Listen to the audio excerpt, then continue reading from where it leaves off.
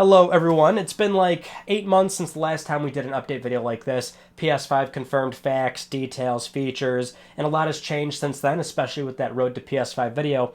But even since then, I'm seeing a lot of people forget things that we already know about PS5 that have been confirmed, and then I'm seeing people say things that are not true whatsoever, so let's clear all this up. This will be your one-stop shop for everything we know about PS5 so far, directly from Sony. Let's get started. PlayStation 5 has been in development since 2015, possibly earlier, though we don't know for certain. Hardware manufacturers typically begin work on the next console within 1 to 2 years. Despite COVID-19 concerns and what analysts are saying, Sony has reaffirmed PlayStation 5 is still on track for a holiday 2020 release. PS5 is based on AMD's RDNA 2 microarchitecture. This presents massive efficiency improvements over PS4, which was based on the GCN microarchitecture. The CPU is 8 Zen 2 cores at a variable frequency capped at 3.5 GHz. The GPU is a custom variant of the Radeon Navi family with 36 compute units, running a variable frequency capped at 2.23 GHz, amounting to 10.28 teraflops. Sony has opted to use a variable frequency this time around to ensure a more consistent power draw in conjunction with their cooling mechanism. This works a bit differently than boost clocks on phones or PCs. Mark Cerny notes most of the time PS5 will operate in these boost clocks, but depending on certain scenes or actions in a game that requires a larger power draw, downclocking will take place in the CPU or GPU to accommodate the set power. This means ambient temperature has no effect on how your PS5 runs, and all games will play exactly the same despite the use of a boost clock. Total RAM is 16GB of GDDR6 with a 448GB per second bandwidth. Internal storage is a highly customized solid-state drive with a total capacity of 825GB, a non-industry standard but something Sony was able to go with because of the customization.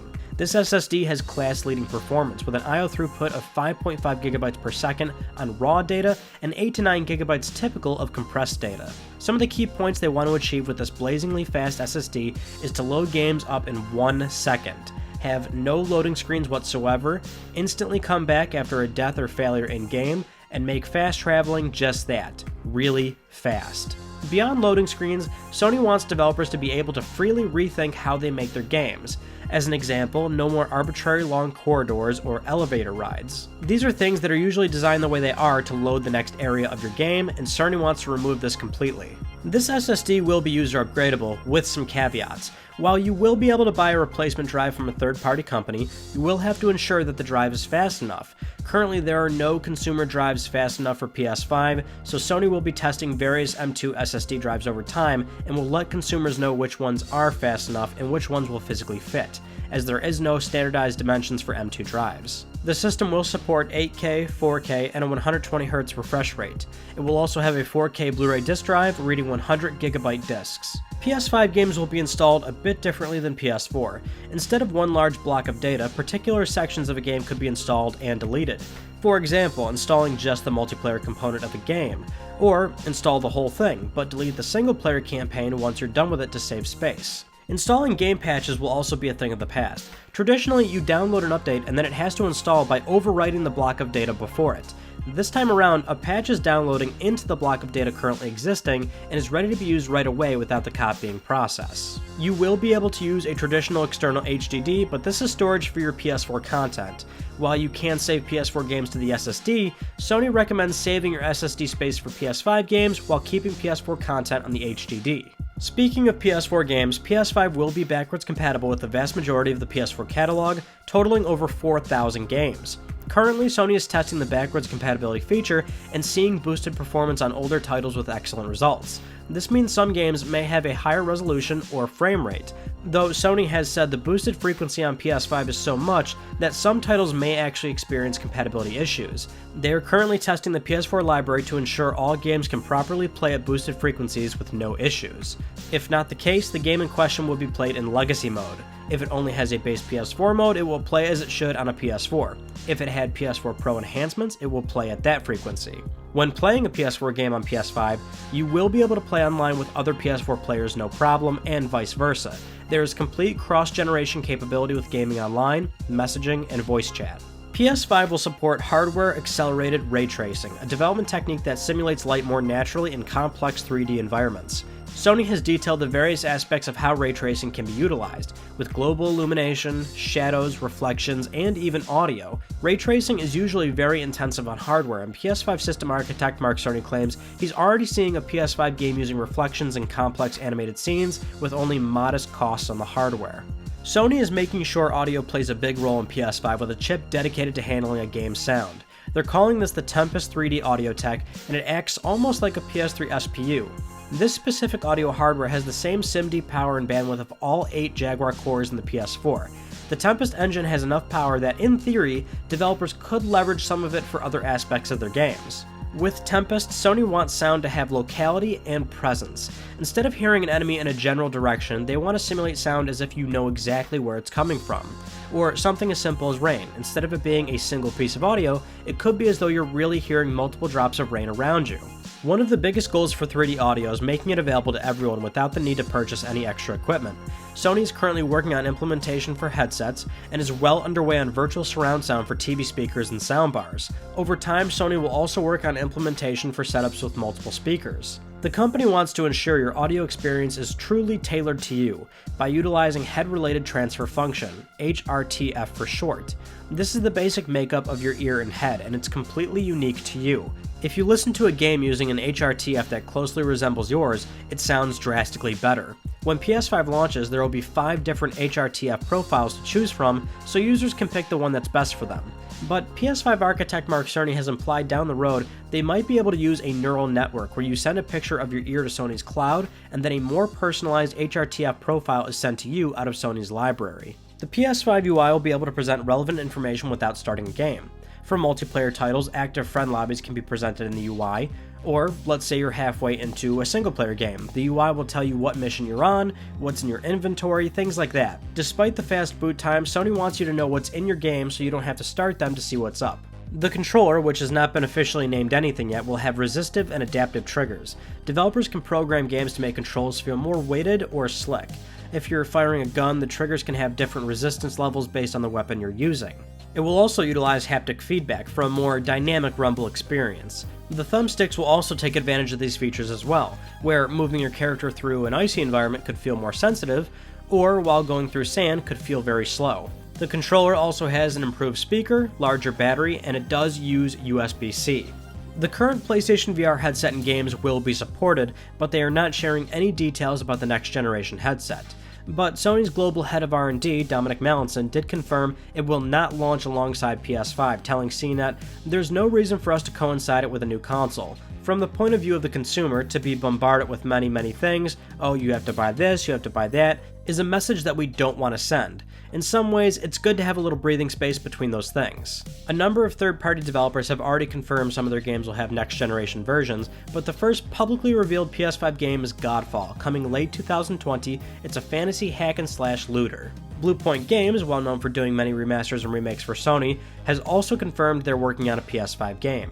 The only thing we've ever officially seen regarding PS5 is the logo. But in terms of leaks, we've actually seen the development kit on numerous occasions, with some of them featuring a prototype controller which looks a lot like a DualShock 4.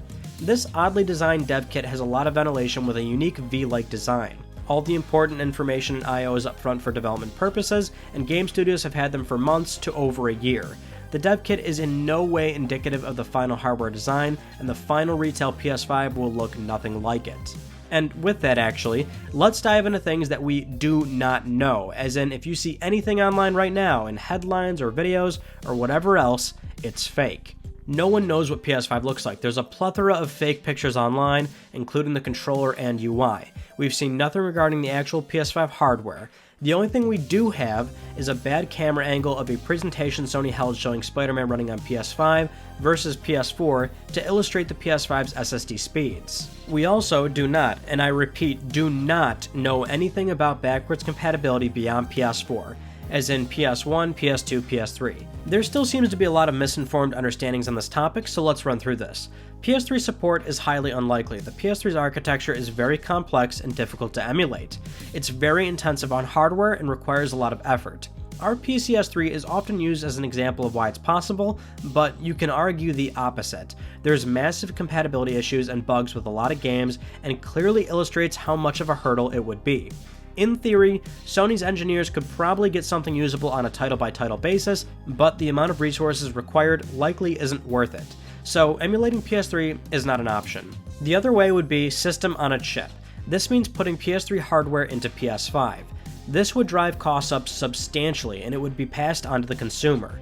Sony has learned their lesson with expensive hardware, so this isn't an option either. With PS1 and PS2, yes, in practice, Sony should have no problem emulating these. They've been using working PS1 and PS2 emulators for years. They currently use a PS2 emulator on PS4 to re-release PS2 games with a higher resolution and trophy support, but these games are sold in the PlayStation Store with no disc support. We don't know if they'll pursue PS1 and 2 on PS5. It's understandable the frustration given how well Microsoft has handled backwards compatibility, especially with Xbox Series X. But this isn't an apples-to-apples comparison. Xbox 360 is easier to emulate over PS3. Then, for as much credit as Microsoft gets, it's not exactly accurate to say it plays 4 generations of Xbox as if it's the entire library. It's not.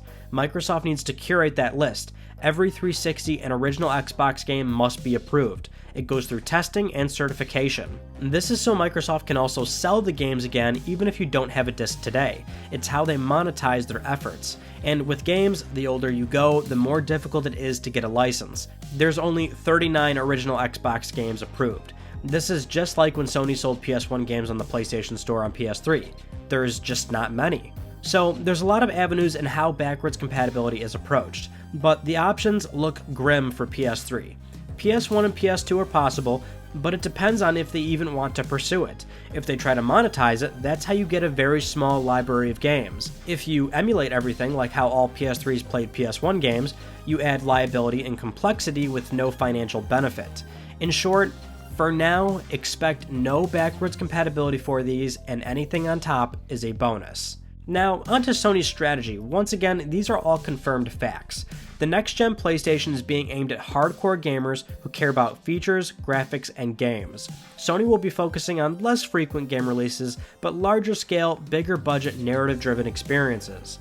Sony will be working with major publishers on exclusives and deals. Sony is currently looking to expand their worldwide studios by either acquiring another studio or forming one organically in-house, like Insomniac just recently, or their unknown studio in San Diego that is working on a secret project that is still not revealed. Sony aims to make the transition from PS4 to PS5 be as seamless as possible. You won't lose access to your save files or your friends, and you can play online regardless of the system. Cross-generational play is very important. The price of the hardware, while still entirely unknown, is said to be very appealing based on the PS5's feature set.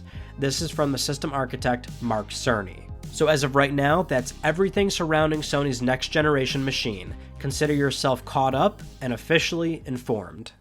Thank you so much for watching this video. If you haven't subscribed for more PS5 news, the best PlayStation news, reviews, and updates that are here on YouTube. We will probably do 1 or 2 more of these up until PS5 comes out, just following the PS5 cycle of news to tell you everything that we do know about the platform. But as always, every Friday we'll cover PlayStation news throughout the week. Any major state of play, conference, we'll do a video right away to do a recap impressions. As always, you know that. Follow on Twitter at Mystic Ryan, keep up with what I'm doing. And I know I said PS Vita Online in 2020 was on Tuesday. That's coming out Wednesday. So I just moved that a little bit for this video on Monday. I don't like doing uploads right next to each other, but it is still coming this week, I promise. And that is it. I will see you all in my next video. You take it easy.